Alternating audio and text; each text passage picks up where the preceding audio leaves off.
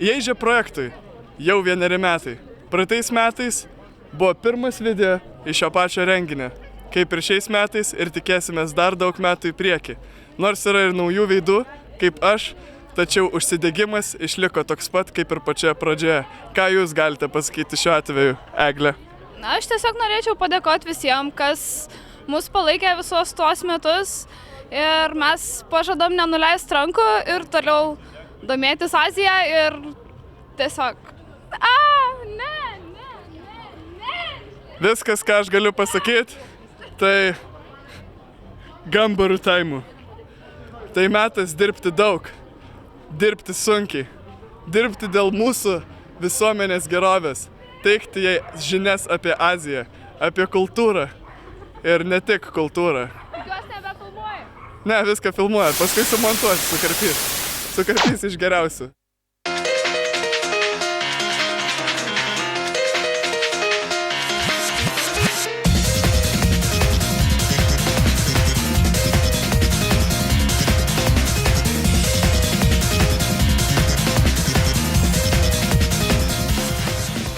Kuo šis renginys skiriasi nuo praeitais metais vykusio Anime Night? Labai daug žmonių atėjo, nesitikėjau tiek daug iš tikrųjų.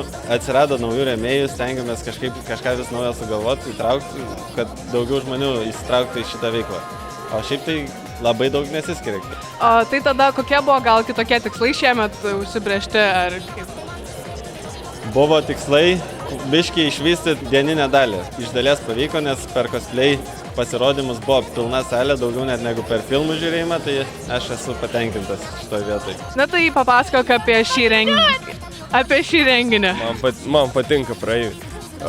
Kaip ir kiekvienais metais turim 2 naktinės dalis, 2 vakarus visi sėdi, žiūri anime filmukus, o dieninė, kai visada turim daug cosplay pasirodymų, AMV, turėsim kaip visada anime maikės, arbatos daug, padėkų. Kaip ir kiekvienais metais žmonių daug, gal net ir daugiau, nes turbūt pirmą naktį atėjo tiek pat, kiek ateidavo per 2 naktis. Tai žmonių srautas labai didelis, visų net nesugeba apsitalpinti, visi netelpa, sėdi visi koridoriai ir visiems smagu. Taigi aš esu Širo iš Anime Denimo Wonderland ir aš esu literally laboratorinė žiurkė. Kiek laiko truko pasigaminti šitą kostiumą?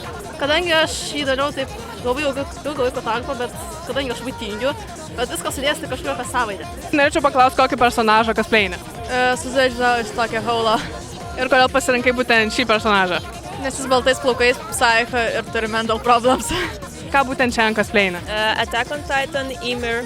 Ir kiek laiko truko pasigaminti šį kostiumą? Sakyčiau 2 mėnesiai, nedaug tikrai. Esu Akatsuki Kaguya iš animės Naruto. Ji yra be galo galinga, galima sakyti, Naruto versija už Avatarą. Hailey iš Darker Than Black. Ir kodėl būtent pasirinkai šį personažą? Nes jis gal šiek tiek ir panašus į mane, charakterių ir šiaip ir patinka man jo apranga ir, nežinau, įdomiai. Taipogi apklausim vieną iš įeižės narių, Kotryną. Tai kokį personažą tu cosplayini? Šiandien aš cosplayinu Roronoa Zoro iš One Piece. Ir kodėl pasirinkai būtent šį personažą? Man labai patinka jo charakteris, toks labai įdomus veikėjas, jisai praktikuojasi 3 kardų stilių. Deja, aš turiu tik vieną, nes Liufis pavogė kitus. So, what is your opinion about this event? Well, it's very unique, I think. Yeah, that's the first impression. Okay, and are you surprised to see something like this in Lithuania? Yeah, I think so because we have like some cosplayers in Japan, but they don't really like have performance. They don't do it. Like I think in a way we are shy, but I think Lithuanians they like the show.